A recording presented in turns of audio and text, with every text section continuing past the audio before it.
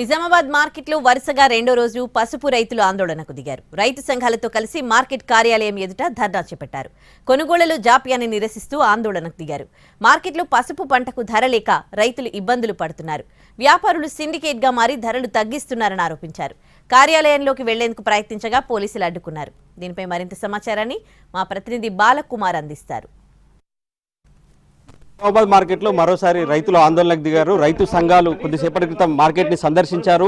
రైతులకు ధర ఒక్కసారిగా తగ్గడంతో ఆవేదన చెందుతున్నారు. రైతు సంఘం నేతలు భరోసా ఇచ్చే కార్యక్రమాలు తెలియజేస్తున్నారు. ప్రస్తుతం రైతు సంఘాల నాయకులు ఉన్నారు. వాళ్ళ ప్రధాన డిమాండ్ ఏంది, ఎందుకు ఆందోళనకు దిగుతున్నారనే అంశాన్ని తెలుసుకునే ప్రయత్నం చేద్దాం. పసుపు మార్కెట్లో 40 మంది కొనుగోలుదారులు ఉన్నారు. అందులో 2-3 నాయకత్వం వహించి రైతులను నిండా ముంచే కార్యక్రమం చేస్తూ ఉన్నారు. ఎకరాన 1,70,000 రూపాయలు పెట్టుబడి పెట్టి సాగు చేస్తుంటే ఈరోజు ధర అయితే ఉందో ఈరోజు ధర ప్రకారంగా రైతుకు 50,000 రూపాయలు ఎకరాన నష్టపోతున్నాడు. అందుకని కనీసం క్వింటాలకు 15,000 రూపాయలు ధర ఉండాలని చెప్పేసి మేము డిమాండ్ చేస్తూ ఉన్నాం. పసుపు బోర్డు వచ్చింది, పండగలు చేసుకున్నాం. కానీ పసుపు బోర్డు వచ్చిన ఆయనే 15,000 ఇప్పిస్తాడు, అడ్రస్ లేకుండా పోయింది ఎంపీ గారు. ఇది ఎంపీ గారికి నేను చెప్తా ఉన్నాను. ఒకటి, నిన్న 4 రోజులుగా ఏదైతే మేము మా రైతులంతా ఒత్తిడి చేయడంతో 8,500 9,000 రూపాయలు మినిమం రేటు పెట్టండి అని చెప్పేసి కలెక్టర్ గారు చెప్తే ఆ రేటు పెడితే మేము కొనమని బంద్ చేశారు. వ్యాపారులు కొనమని బంద్ చేస్తే నిన్న రోడ్డు మీద కూర్చుని మాట్లాడారు, ధర్నా చేశారు.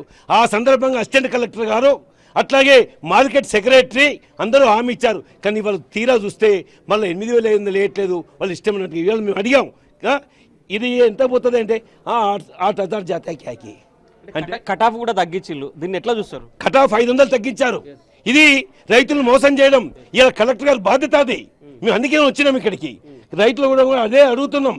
అందుకని ఇవాళ చెప్తా ఉన్నాం, పసుపు బోర్డు తెచ్చినామని సంబరపడే వాళ్ళు, అయ్యా మద్దతు ధర 15,000 ఇప్పిస్తాని బాండ్ పేపర్ మీద రాసిన వాళ్ళు, బోనస్ ఇస్తామన్న వాళ్ళని మాకేమీ ఇక్కడ రాజకీయాలు లేవు, మా రాజకీయం అంతా రైతుల సంక్షేమమే, రైతుల లాభమే అనేది మేము పెడతా ఉన్నాం. రైతులకు న్యాయం జరగాల, మీరు ఏం చెప్తారు ప్రభుత్వం? మేము ప్రభుత్వానికి 2 విషయాలు చెప్తా ఉన్నాం.